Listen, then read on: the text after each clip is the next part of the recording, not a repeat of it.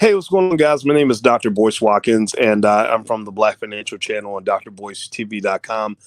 Go ahead and come in and get comfortable because we're going to have a quick little conversation about what it means to be rich versus wealthy. And the reason I came up with this idea to have this quick conversation is because I thought about this show that I used to watch called The Jeffersons. The Jeffersons was a show that was very popular for a really long time when I was a little kid. And some of you may remember the show, some of you may have seen the reruns. But I think that there's a real interesting dynamic here that, how you look back 20 years later and you realize that there were some things going on that you didn't pick up because you were only, 8 years old. Well, I thought that I would bring up George Jefferson versus Mr. Whittendale. And we're going to break that down. And it's going to help us understand rich versus wealthy. So go ahead, buckle your seatbelts, get comfortable, hit the thumbs up button, share, subscribe button, put your hashtag B1 in the chat. And we're going to get started right now.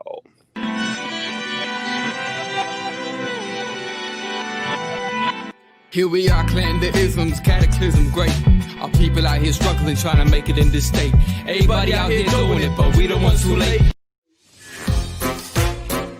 All right, guys. I hope you guys can hear me okay and see me okay. I tried to hit the little intro button, but it didn't work. So that's technology for you. But I'm actually out at sea, so I don't have good Wi-Fi. But I Little Rock, the city. I see you in there. Max Jerome, what's going on, brother? Game RIP. Desmond Rigger Smith, good to see you. Different Strokes reference nostalgia. Says 77777 One Eternal Son Allah. Wow, that's a great name. I like that. All right. So anyway, guys, let me tell you what was on my brain. You guys know weird stuff pops into my head, and I see the whole world as a big university. I see the whole universe as a place where we can learn all the things we learned in school. You can learn in life. Life is the ultimate college campus, and you can learn a whole lot more by thinking about the things you see around you than you can by just reading a book. So I was thinking about the show The Jeffersons, and The Jeffersons. How many of you, give me a yes or no, if you ever watched The Jeffersons at any point? If you used to watch the show, if you've seen an episode, give me a yes or no if you remember The Jeffersons, if you remember Mr. Whittendale, if you know the storyline of The Jeffersons. I assume most of you know it. But I just want to make sure I do a good check just to see if everybody's on the same page. So give me a yes or no. Did you used to watch The Jeffersons when you were young? All right. So here's the deal. All right. So I see a lot of yeses. Okay. Thank you, Leon and Crelly. I appreciate that. And Sharon and Sherry. Okay. So here's why I thought about George Jefferson and Mr. Whittendale. Well, if you remember the storyline, George Jefferson, the whole theme of George Jefferson was moving on up. Well, we're moving on up to the sky, to the deluxe apartment in the sky. Oh, moving on up, or something like that. I don't remember. Something about the east side, the apartment in the east side. I don't remember the words. I used to say "2D Child" because I was 8 and I didn't know what the words were, but I liked the show, right? So the whole storyline was George Jefferson and Wheezy, his beautiful black wife, that he loved very much, were moving on up. They started off poor and they were moving on up to an apartment, a deluxe apartment in the sky on the east side. And why were they doing that? Well, because George had opened up some dry cleaners and Jefferson's cleaners had taken off and George was doing well. George was making money and he got to live in a nice fancy building with lots of rich white people. Well, what's interesting about that show is I have some perspective on this. The first thing I want to mention is this. When he moved into the building, George Jefferson was a bad dude. Like George Jefferson reminded me of my daddy. Don't take nothing from nobody. He loved to tell white people off to their face. He had no fear of anything or anyone. And the only person I saw him ever afraid of, if I remember it right, the only person I ever saw him, kind of buckle in front of was this white guy named Mr. Whittendale. Right? Anybody remember that? This old dude that used to come by, and apparently this Mr. Whittendale was like all powerful. And I remember I paid attention because I was like, "Ooh, wow, he got George Jefferson scared." Right? That's kind of surprising, right? And so the reason George was intimidated by Mr. Whittendale is because George had worked really hard to get his apartment, right? He'd really, really, done whatever he needed to do to get a chance to rent an apartment in this fancy building. And Mr. Whittendale and his family owned the building. I believe his wife owned the building, but it was a family business, right? So he owned the building and George was a renter in the building. And George had worked very, very hard in order to get a chance to go rent in this building. Now, here's the thing. so George Jefferson was a smart guy. He was hardworking. He ran his own business. He was really a great model of success.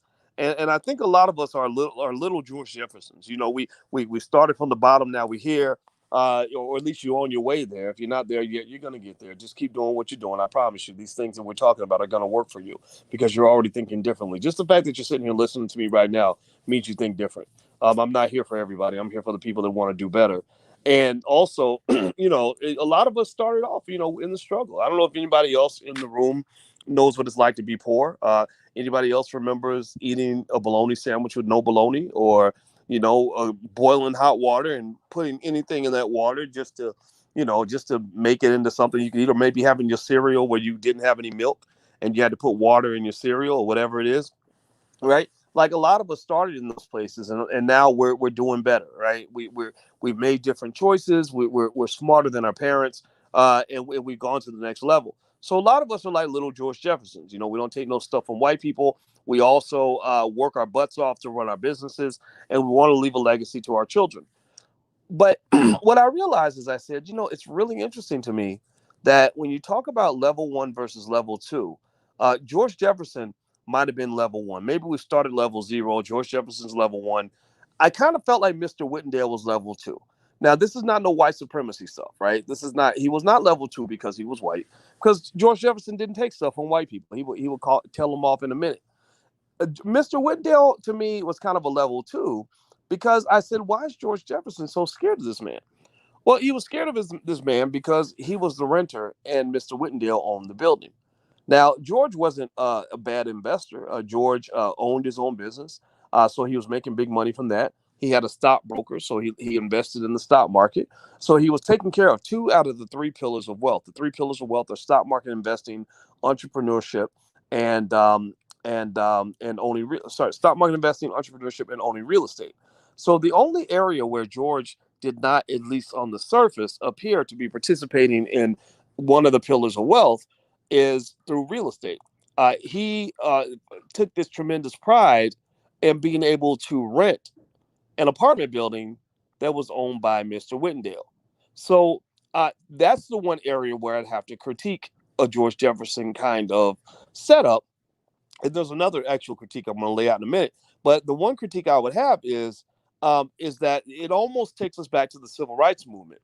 When you talk about the civil rights movement, it was a time where black people took pride in giving their money to white people, right? Well, we could get into the fancy restaurants, or we could live in the fancy buildings and pay rent, or we could go to the fancy schools and give away all of our family wealth so we could pay tuition to learn from some white people that don't even want us there anymore, right? This thing that says, now, thank God I'm good enough to give you all my money, right? That's a type of white supremacy, and that's an economic loser. That's something that's going to push you backward, right? So, with George Jefferson, the one critique I would have with George is that I don't think that George Jefferson should ever have to bow to a Mr. Whittendale, right? He worked much harder than him. He'd actually come a lot further than him. He was a lot bolder than him. And Mr. Whittendale got all of his inheritance from his wife, from what I understand. His wife owned the building, right? So here's the deal. Now it looks like Calvin Smith. What are you doing, Calvin Smith? Are you in there causing trouble, man? Don't make me have to block you, bro. Because I'm happy you love Dr. Claude Anderson, but if you in here trying to be a hater, man, we got to put you up out of here. You'll never hear Dr. Anderson again, because he'll be on my channel in a couple of weeks. So don't be in there tripping, man. Just chill out. Go do something else. I'm sure there's some white people you can hang out with, or whatever it is you want to do in your spare time. All right. So anyway, so here's the deal. When you're talking about what it means to aspire to something, I would encourage you to realize that George Jefferson was an impressive man, but there's another level to go to, and that next level, economically speaking, might be that Mr. Whittendale level, right? Because if you see a man that you think is a great man and he's bowing to another man, then you have to say, well, what does this other man have that the first man doesn't have that's making him bow to him? And not to say that George bowed to anybody, but there was certainly a hierarchy established in that building. Mr. Whittendale and his family had a certain type of power because they owned the building. And also George was constrained by his mindset because he felt that having the right and the ability to give rent money to Mr. Whittendale was kind of an honor. Like it's an honor for me to give you, $3,000 a month and get nothing in return other than the right to live in a building where I'm actually paying the mortgage on this building that you're going to own. When Mr. Whittendale dies, his children will own that building, and the Jefferson's children get nothing from the rent money. They get the business now, they get the stocks, but they don't get anything from the real estate. Right? Do you follow what I'm saying? Give me a yes or no in the chat if you get what I'm saying. Also, hit the thumbs up button, share, and subscribe button. And yep, and I agree with you, John Alexander. He says George was a badass dude. In one episode, I remember he did get Mr. Whittendale told. Yep, he sure did. Okay, all right. Well, maybe he did tell him off one day. I like I said, nothing would surprise me because I think George Jefferson's a bad dude. I love it. He reminds me of my daddy, by the way. My daddy's kind of like that. Just don't take no stuff from nobody. And by the way, if you want to take a look at our Black Wealth calendars, we do have our Black Wealth calendars ready for 2021. The Black Wealth calendar is something you can put on your refrigerator that actually has Black Wealth principles for every month of the year. So it's something that I put together based on what I call the All Black Agenda. The All Black Agenda is basically an agenda designed by us for us that you can apply to your own family that doesn't need the permission of any politician or any fake Negro leader or anybody else. You can actually implement that agenda on your own. So if you're interested in that kind of thing, feel free to take a look at the Black Wealth Calendar. The URL is right there on the screen, blackwealthcalendar.com. All right, so hit the thumbs up button, hit the notification bell, hit the subscribe button. So let me finish up here. Here's another little interesting thing about Mr. Whittendale. When I mentioned Mr. Whittendale on my Instagram, there was a brother who went off on me, and he said, Mr. Whittendale, he didn't own the building. His wife owned the building. And the only reason that he had the building was because her family had left him the building. Her family left her an inheritance, and that's why she had the building. She didn't work for that. They didn't work for that. Right? And of course, because that's what it is, right? On social media, you say something and you try to say something that's helpful, and a hater always climbs out of the cracks of the closet, in his mama's basement and decides he wants to just try to ruin somebody's day. And but you know what? Here's the thing. I was really happy to hear that comment because I think that gives us an opportunity to address another issue. Here's the issue. You listening? Tell me if you're listening. I'm going to break down the issue here. You were trained to be a slave. Many of us, me included, I'm talking about all of us, were trained to be slaves. But what does that mean when I say you were trained to be a slave? Well, did anybody ever grow up hearing somebody tell you what you should do when you're black, you got to do twice as much to get half as much? Has anybody ever heard something like that? Or to get the same as the white people, you got to work twice as hard to get half as much. And you expect that. Did anybody else grow up like that, hearing stuff like that? Right? Like we really take pride in this kind of slave labor kind of thing where we're supposed to bust our ass to get the things that other people get for free. Right? We're supposed to just work ourselves into an early grave so we can get just one half of what everybody else has got, maybe 1/3 of it. Right? Black men die earlier than anybody else in America. We have the shortest lifespan in this country. And and a lot of it's because you're trained to work like a damn slave to get half of what everybody else has got. Now, here's the thing. There's a lot of virtue in hard work. A man that works hard is to me, that's a quality man. Ladies, never marry a man who don't want to work, who can't get his hands dirty and get out here and go hustle for the family, right? In fact, a lot of y'all women ain't even attracted to men like that, and I think that makes sense. And also, there are a lot of hardworking black women. Lord knows black women, they come through for everybody, and they come through for me. They come through for many of y'all, and their ability to be strong and tough and work hard should be commended. And so there's virtue in hard work. But here's the problem, though. Here's the problem. When you accept this idea that you only supposed to have something because you don't work yourself into the ground, ain't got no time for your kids, ain't got no time to enjoy your life, can't find any bliss in this life. You got to wait to get your by and by when you go to heaven, right? You got to wait till heaven to take a day off. Like your next vacation is going to be when you get to the pearly gates. That's not a good life, and that's not a fair life for you. That means that you're kind of okay with the idea that other people can get twice as much for doing half as much. And so when I look at Mr. Whittendale and I hear, I heard the brother say, well, George Jefferson worked hard and he ran his dry cleaners, and Mr. Whittendale, he didn't even own the building. He got the building from his wife. Well, yeah, that's because one of the key principles of wealth is that marriage and family are one of the most critical indicators of how much wealth you can obtain. A large part of the reason that black families can't build wealth is because black families don't stick together. Black families fall apart. So when when you got baby mama itis everywhere, baby daddy itis everywhere. When you are a dude with seven babies mamas and six kids or eight kids all over the country, you can't. It's hard for you to build wealth because your resources are spread out everywhere.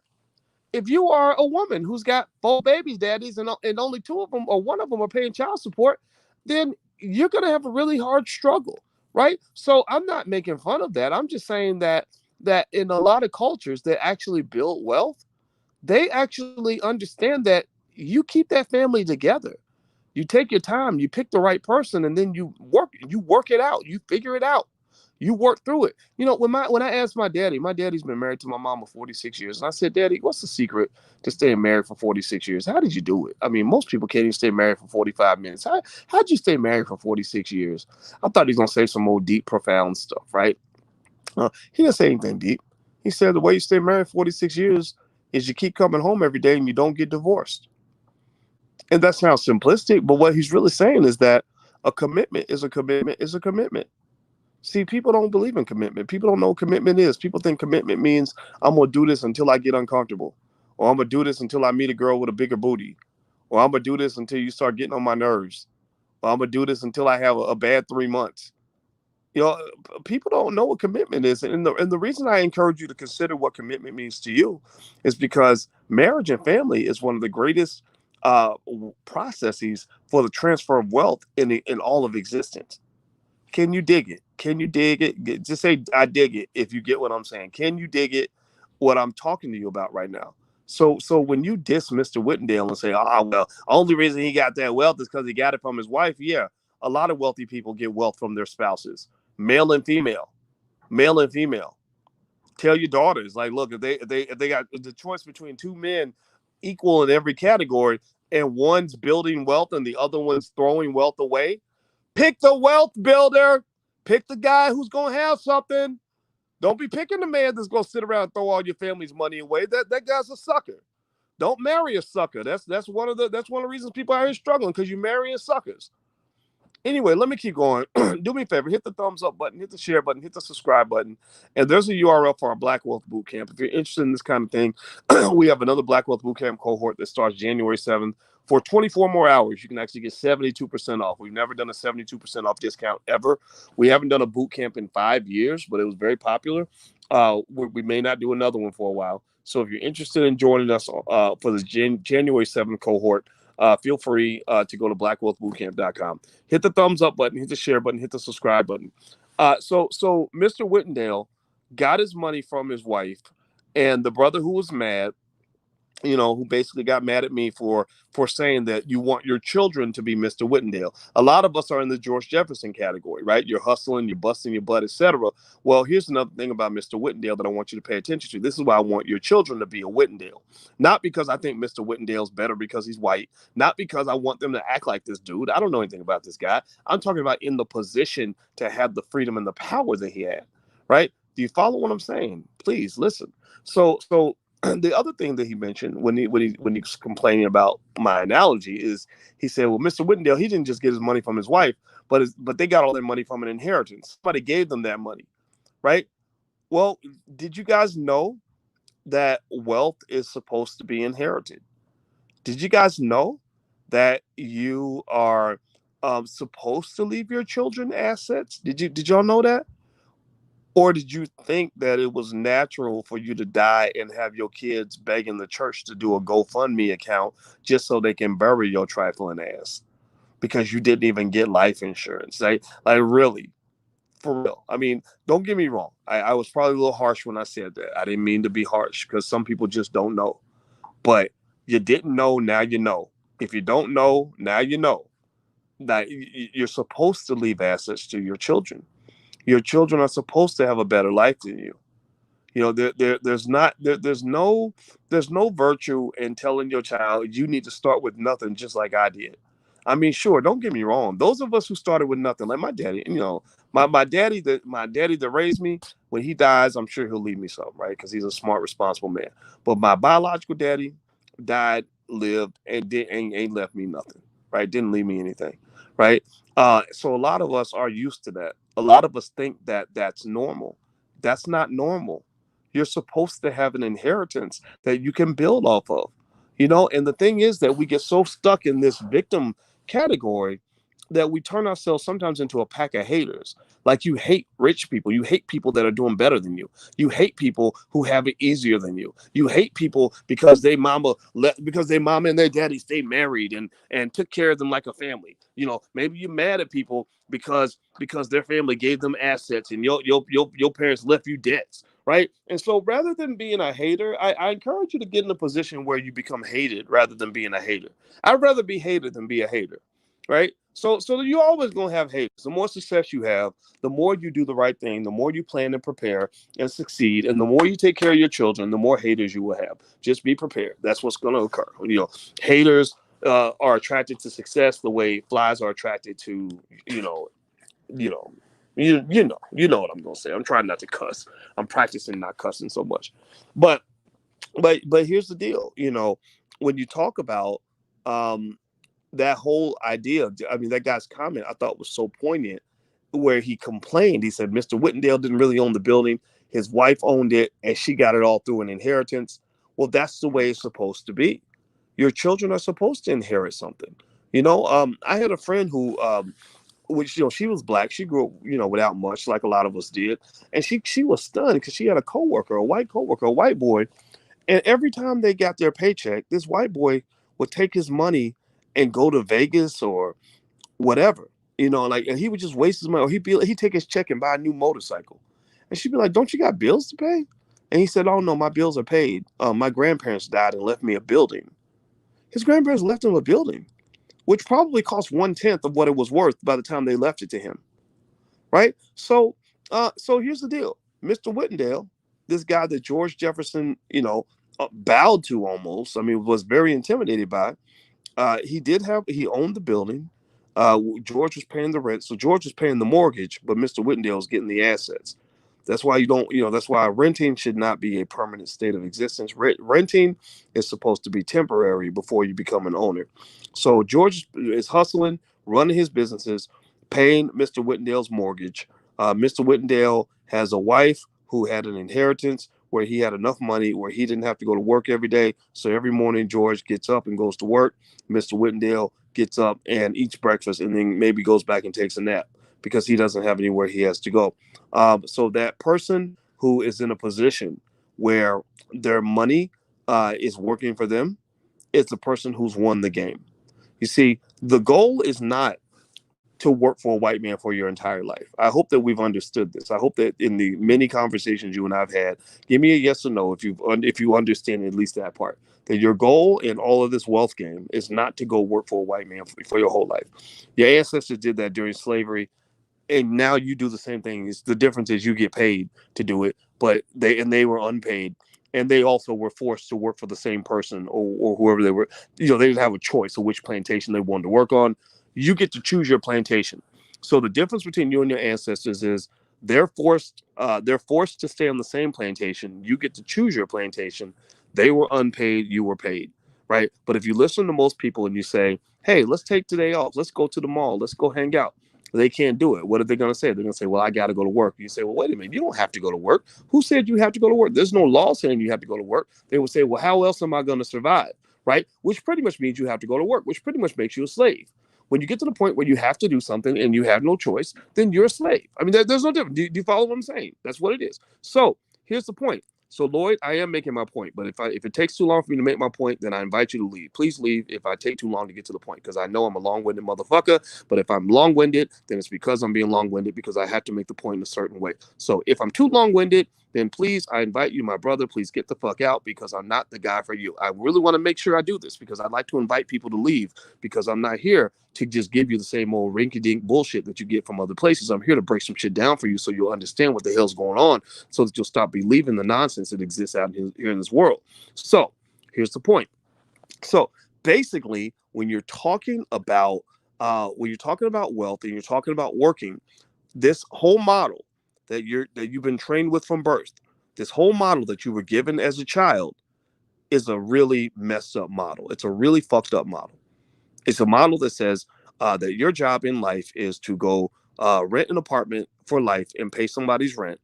It is to buy products and buy a bunch of consumer items so you can make somebody else rich, make a producer rich because you're buying stuff all the time. Your job is to go and give 40 hours a week of hard labor to build somebody else's business, where when you die, you'll have nothing, but they're going to have a company they can pass to their kids. And and then you die with nothing. You gave everything, but you die with nothing. Then your children start with nothing. They start the process all over again. So that is inherited slavery. That is a generational curse that repeats itself over and over and over again. Here's a better goal. The real goal is so that's level zero, right? Level one is the George Jefferson goal. George Jefferson's my man, right? George Jefferson went out and hustled, right? He built his business. He's working his butt off. He's running his dry cleaners. He's making money. He's got a stockbroker. He's doing it, many things right, right? He's not a complete failure on any level, right? But George Jefferson still has to deal with the fact that Mr. Whittendale has a better life than him. But George has gone to level one. His children should be at level two. His children should be at the Mr. Whittendale level. What does that mean? Well, his children should be at the level where their dad, who busts his butt for his entire life, building a business and building assets and building wealth, then leaves him with enough assets where the children are not working because their money is working for them. So you are no longer the slave, you are the slave master. But you're not enslaving human beings, you're enslaving your dollar bills.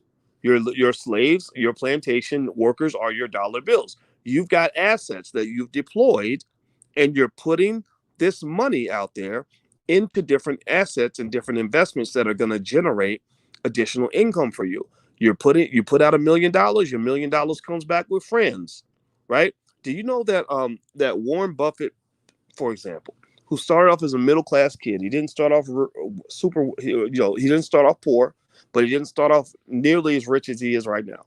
Warren Buffett probably makes about $10 million a day without working, just from the compound interest from his investments, just from the ROI generated from the businesses that he owns. That's how massive your compound interest can become when you are an investor. So Mr. Whittendale, by owning the building, he's got 1,000 tenants all paying his mortgage for him, right? He's probably also an owner in some stocks where he's got a piece of 100 different companies that are all out hustling to make money for him and bringing more money back. He's probably got some other assets. Maybe he's got some businesses that he owns a piece of, as an entrepreneur. Maybe he has private equity investments, right? But either way, the point of the matter is to say that level two is where you're at a point where your money is working so hard for you that you can't outwork your money anymore. Wealthy people that really get to the point where their money's working for them, there is no job they could get that would pay them enough money to make up for what their investments are earning them. Right? There is no job. They can't go like become an accountant or excuse me, an engineer making, 90,000 a year and feel like that's worth their time. Because at that point they're going to say, why would I go become an engineer and make $90,000 a year when I'm making $900,000 a year from the apartment building I own and the stocks that I own, right? Like there is, at that point you've really outworked the work. Like you've really outworked the work. Like you haven't just, George Jefferson is a guy who goes from having a job to owning his job, right? A Whittendale guy is a guy who goes from owning the job to literally being to the point where he's unhireable. You can't hire him. Wealthy people that I know, and remember Chris Rock used to talk about that, the difference between being rich and wealthy. He said Shaq is rich, but the man who writes Shaq's check, he's wealthy, right? Well, Shaq went from rich to wealthy. Shaq went from being a high-paid worker, right? He was playing for the Lakers or whatever and the different basketball teams, making millions of dollars. He was a high-paid worker. Now Shaq does not have to work at all. Shaq works because he wants to, because he wants something to do. Shaq, on any day of the week, could take an entire year off and just go sail around the world.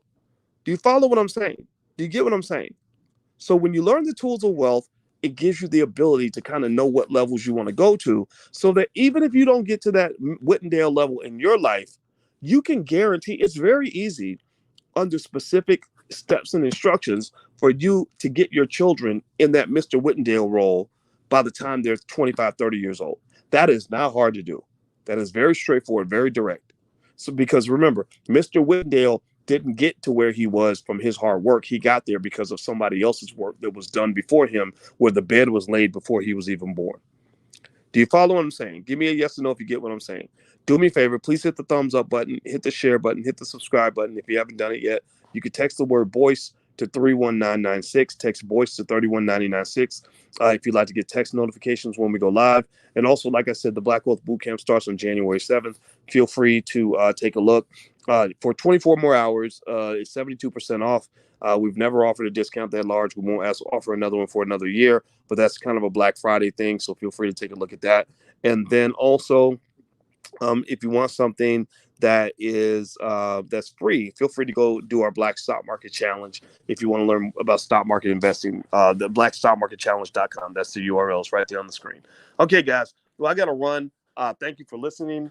And one of the kids was knocking on the door, so let me go see what the kids want. I hope that this helps you. And thank you guys for letting me get it all out. This was on my mind, and I thought that I could share this with you, and it would help some of you in your wealth building journey. So love you guys. Have a good day. I'll see you soon. Peace.